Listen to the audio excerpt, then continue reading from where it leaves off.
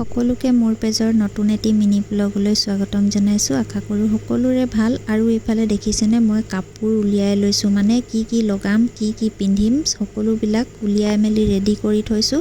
তাৰপাছত প্ৰেজেণ্টটো আনি দিব আৰু মানুহজনে ওলাম লাহেকৈ। তাৰপাছত এইফালে ৰেডি হৈ ল'লোঁ। দিনতে লগাইছিলোঁ মেহেন্দি, ইমান ভালকৈ ৰং নধৰিলে আৰু বেছি ডিজাইন দিও নাই লগোৱা, এনেই চিম্পুলকৈ লগাই ল'লোঁ। আৰু এইফালে কাপোৰ পিন্ধি ৰেডি হৈ গ'লোঁ। ক'লেনো গৈ আছোঁ আপোনালোকক সকলোবিলাক কৈ আছোঁ বাৰু। আৰু কেনেকুৱা লাগিছে কমেণ্ট এটা কৰি জনাব দেই। আৰু এইফালে মানে ষ্টাইল কৰিবলৈ বেছি ভালকৈ নেজানো, চুলি বন্ধাটো একেবাৰে নোৱাৰোঁ আৰু চুলি একদম যেনেকৈ মন তেনেকৈ বান্ধি থৈ দিছোঁ।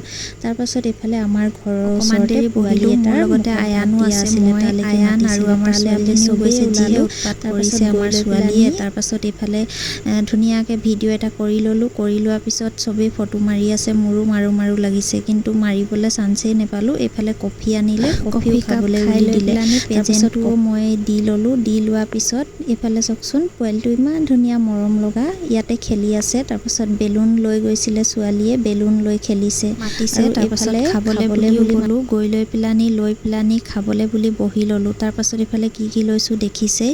আৰু যিহে কাণফুলি পিন্ধিছোঁ, কাণৰ পৰা একদম হলধুৰ আছে। তাৰপাছত মানে ইমানেই মন গ'ল পিন্ধি ল'লোঁ। আৰু আনকালে এনেকৈ চিম্পুলকৈ থাকিলে ভাল লাগে, কেতিয়াবাহে বেছি ষ্টাইল কৰিব মন গ'লে মানে এইবিলাক পিন্ধি লওঁ।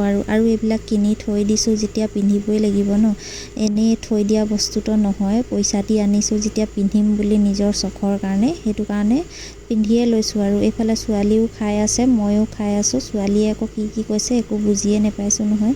তাৰপাছত এইফালে খাই বৈ হৈ গ'ল। হৈ যোৱাৰ পিছত এতিয়া আমি ঘৰলৈ বুলিও আহিবলৈ ল'লোঁ। ঘৰলৈ অহাৰ আগত মিঠা পান এখন মুখত ভৰাই লৈছোঁ দেই। আজিলৈ ভিডিঅ'টো ইমানেই আছিলে, আৰু নেক্সট ভিডিঅ'ত লগ পাম।